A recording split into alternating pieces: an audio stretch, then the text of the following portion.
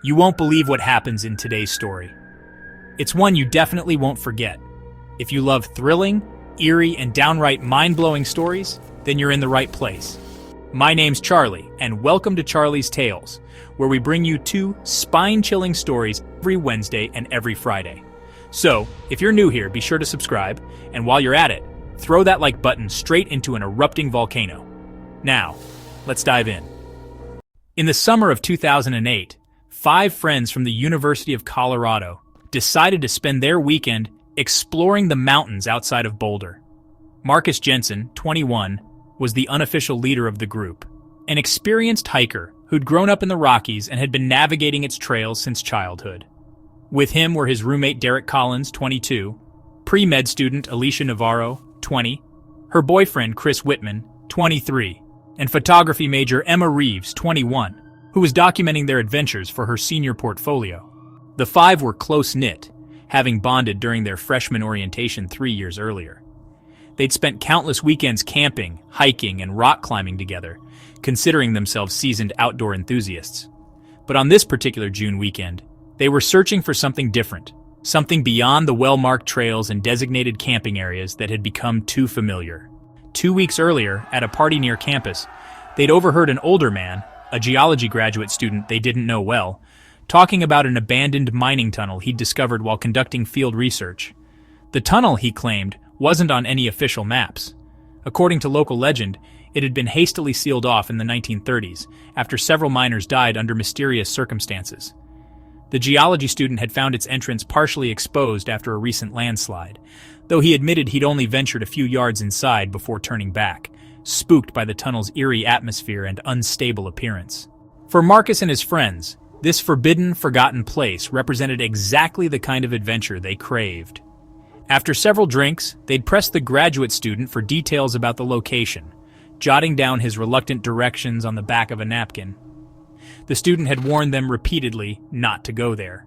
The tunnel was dangerous, unstable, and technically on private property, though the land's owner, a mining company that had long since gone bankrupt, hadn't maintained the area in decades. That Friday afternoon, the 5 friends packed their gear and headed into the mountains armed with the crude map drawn on that napkin, high-end flashlights, climbing gear, and enough supplies for a weekend of exploration. They parked Marcus's Jeep at the end of an old logging road and hiked 4 miles through increasingly dense forest until they reached the coordinates they'd been given. At first, they thought they'd made a mistake. The area appeared to be nothing but a steep, rocky hillside overgrown with scrub pine and mountain laurel, but after an hour of searching, Chris spotted it, a dark crevice partially hidden behind a fallen boulder and decades of vegetation growth.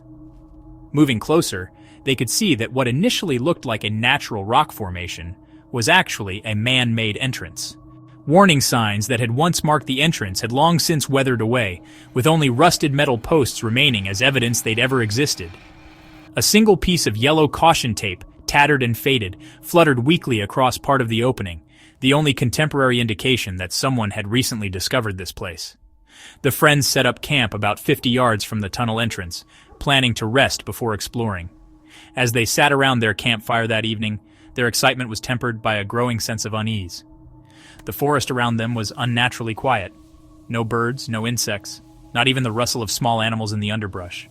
Around 2 a.m, they were awakened by a low, rumbling sound coming from the direction of the tunnel, like distant machinery operating deep underground. Marcus suggested it was probably just water moving through the mountain's interior, or perhaps the settling of rocks in the old mine shaft. No one seemed entirely convinced, but eventually they all drifted back to sleep. The next morning dawned clear and bright, dispelling much of the previous night's apprehension. After breakfast, they gathered their exploration gear helmets with mounted lights, backup flashlights, rope, first aid supplies, and water. Marcus, always safety conscious, made sure everyone had dust masks to protect against whatever might be in the stale tunnel air. He also insisted they tell someone where they were going, standard procedure for any potentially dangerous expedition. So Alicia had texted her sister with approximate coordinates before they'd lost cell service. Standing at the tunnel entrance, they could feel cool air flowing outward. Not unusual for a mine shaft, where temperature differences create natural ventilation. What was strange, however, was the air's smell. Not the expected mustiness of an old tunnel, but something sharper, more chemical. Chris, who had taken several geology courses, suggested it might be residual odors from mining operations or natural mineral deposits. At 9:17 that morning, they entered the tunnel single file, with Marcus leading the way and Derek bringing up the rear. The passage started as a roughly horizontal shaft cut straight into the mountainside, its walls reinforced with rotting timber supports placed at regular intervals. The floor was uneven but relatively clear of debris, suggesting that despite official abandonment, someone had maintained access to this place long after its supposed closure. After about 50 yards, the tunnel began to slope downward. The incline was gentle at first but grew steadily steeper. The air grew colder, and the strange smell more pronounced. Something like ozone mixed with a metallic tang that coated their tongues and made their eyes water slightly. Alicia suggested turning back, concerned about air quality, but Marcus assured everyone that their masks would filter out any harmful particles. Roughly 200 yards in, by Emma's pedometer tracking, they encountered the first sign that this was no ordinary abandoned mine. The rough-hewn walls gave way to a section that was unnaturally smooth, almost polished, as if the rock had been melted rather than cut. The timber supports disappeared, unnecessary in this strangely reinforced section. Most bizarrely, embedded in the walls at irregular intervals were what appeared to be glass or crystal formations that caught their flashlight beams and reflected them in prismatic patterns. What the hell kind of mine is this? This doesn't make sense.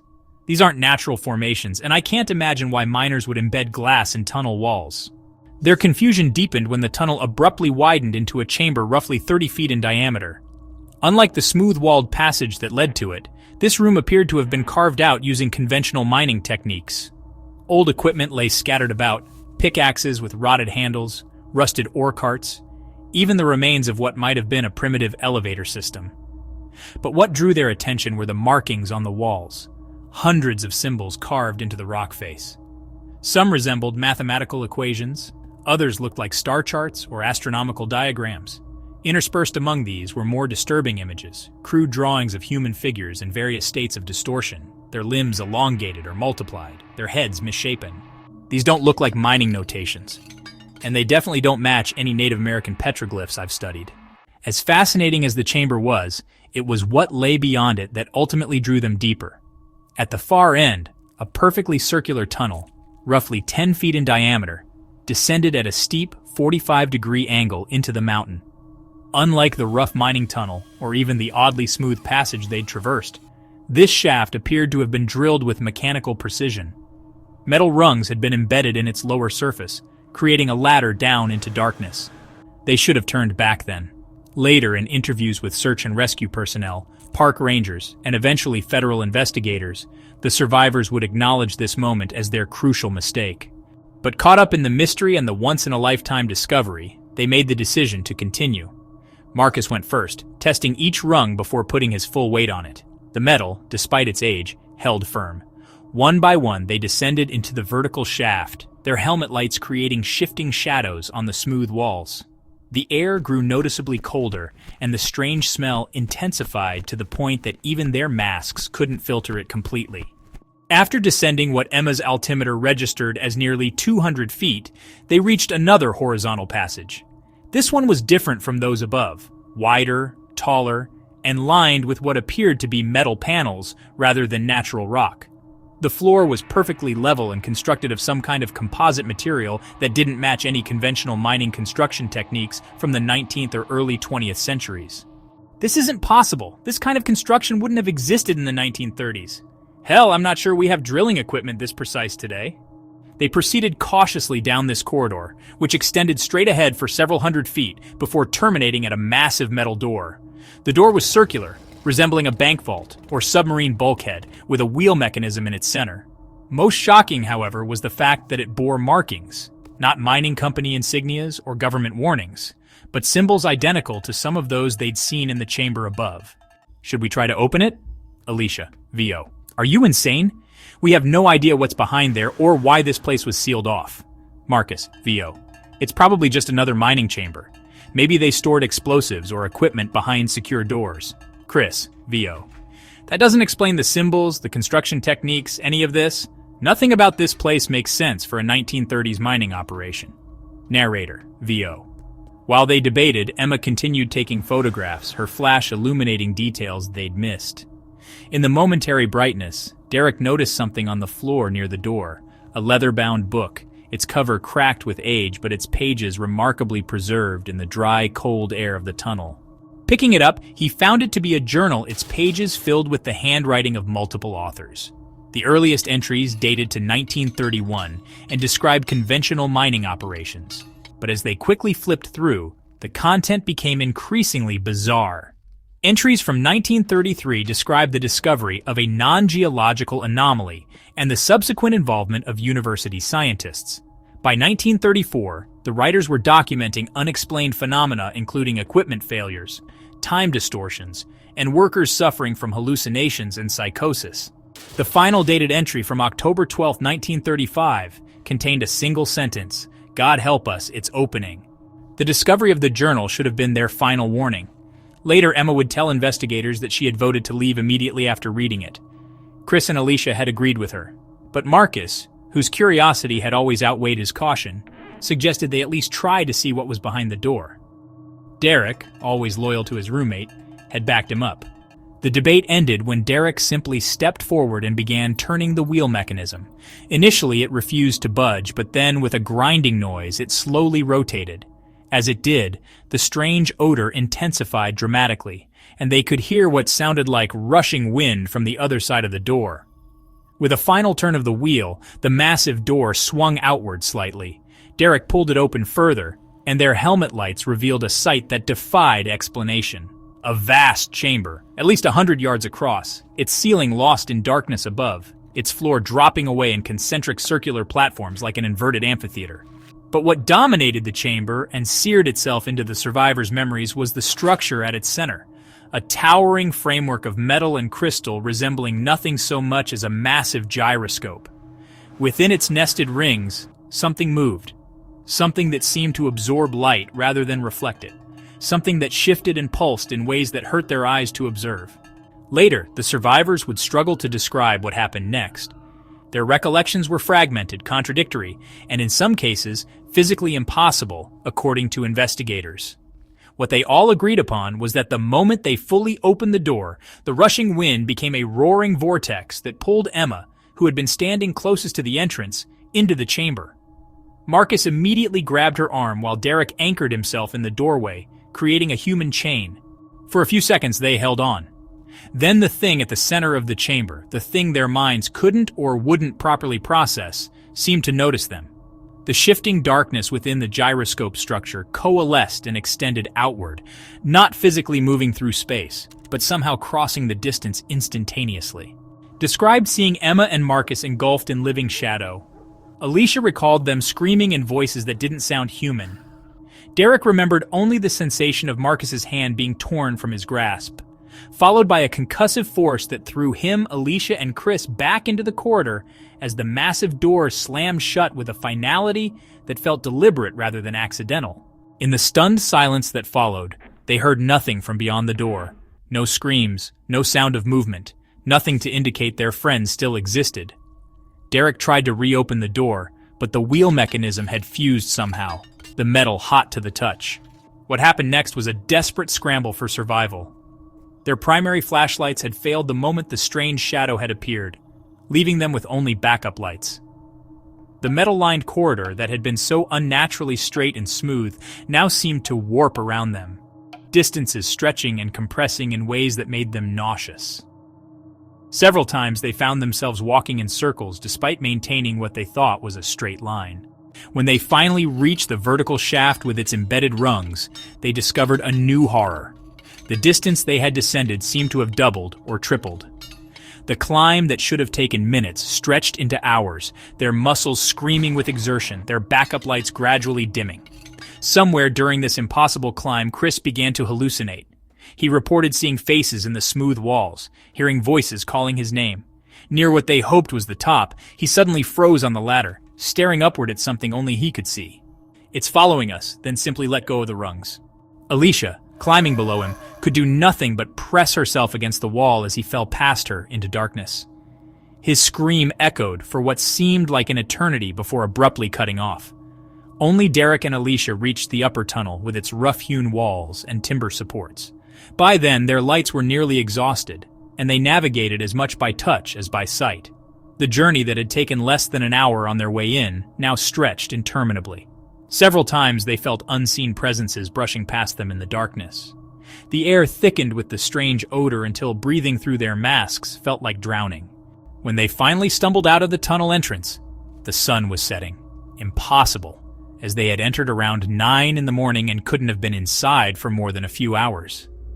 Yet according to their watches, an entire day had passed. They made it back to their campsite to find it undisturbed, as if time had simply stopped while they were underground. Using the last of their strength, they gathered essential supplies and began the 4-mile hike back to Marcus's Jeep, unwilling to spend another night near the tunnel. The search and rescue operation began the following morning, after Derek and Alicia reached civilization and contacted authorities. Their story was initially met with skepticism.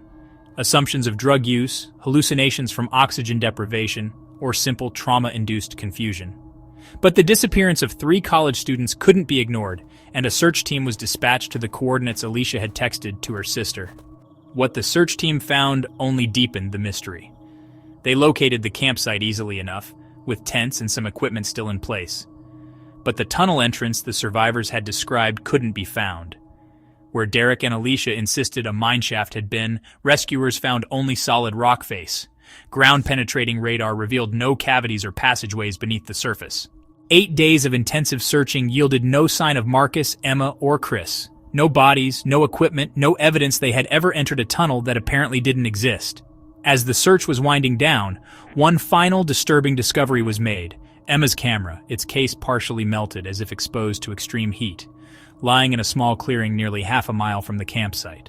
When the memory card was recovered and its contents examined, investigators found dozens of images documenting the group's journey into the tunnel, confirming at least parts of the survivors' story. The photos showed the rough entrance, the timber supports, the mysteriously smooth-walled section, and the chamber with its strange symbols. The final image, taken at what appeared to be the threshold of the massive circular door, showed Marcus reaching for the wheel mechanism. His shadow on the metal surface behind him didn't match his posture. It appeared elongated, distorted, with too many limbs reaching in impossible directions. The official report concluded that the 3 missing students had likely fallen into an unmarked mine shaft that had subsequently collapsed, explaining both their disappearance and the search team's inability to locate the entrance described by the survivors. The strange photographs were attributed to digital corruption of the camera's memory card due to heat damage. The survivors' more fantastical claims were considered the result of psychological trauma and possible oxygen deprivation in a poorly ventilated mine. But Derek and Alicia never accepted this explanation. In the years that followed, they dedicated themselves to researching the area's history, discovering that between 1931 and 1936, 7 miners and 3 university researchers had disappeared in those mountains. More disturbingly, they found evidence that a secret government containment team had been dispatched to the region in 1936, operating under the guise of a civilian conservation corps project. Whatever they contained apparently stayed contained for decades, until a random landslide partially exposed what should have remained hidden, and 5 college students looking for adventure found something else entirely. Today, the area has been permanently closed to hikers, officially due to geological instability. A chain-link fence surrounds several acres of the mountainside, and no trespassing signs warn of prosecution for anyone who ventures beyond. Satellite images show regular patrols by what appear to be federal agents, though no agency acknowledges maintaining a presence there. Derek and Alicia have since gone their separate ways, both moving far from Colorado. Neither will speak publicly about their experience anymore, having tired of the ridicule and disbelief they faced for years. But close friends report that neither will sleep in complete darkness. Both maintain extensive journals documenting their daily activities. Proof, they say, that they still exist in normal space and time. And perhaps most telling, both have the same recurring nightmare of standing at the threshold of a massive circular door, watching as a shadow with too many dimensions reaches for them, pulls them into a place where the laws of physics are merely suggestions, and where something ancient and patient has been waiting for visitors for a very, very long time. The mountains outside Boulder remain beautiful, their trails still drawing thousands of hikers each year. But in certain remote areas, locals know better than to venture after dark. Sometimes, they say, you can hear a distant mechanical humming coming from deep within the earth. The sound of something that was built to contain, or perhaps to connect, still operating long after those who created it have vanished. And occasionally, hikers report seeing three figures walking the remote trails at dusk. Two men and a woman, their features indistinct, their movements slightly wrong, as if their bodies haven't quite mastered the art of appearing human. They never speak, never approach. They simply observe from a distance before retreating into the tree line or stepping behind a boulder and vanishing entirely. Some places exist at the intersection of our world and something else, places we were never meant to find and certainly never meant to enter. The tunnel in the mountains is one such place. Its door is closed now, but those who know its history wonder, was it designed to keep people out or to keep something in? And if the latter, did the five friends inadvertently release something that day? Something that might even now be finding other ways to the surface? The official files on the incident remain classified. The mountainside remains guarded, and somewhere in the darkness below, something ancient continues to wait, to watch, and perhaps to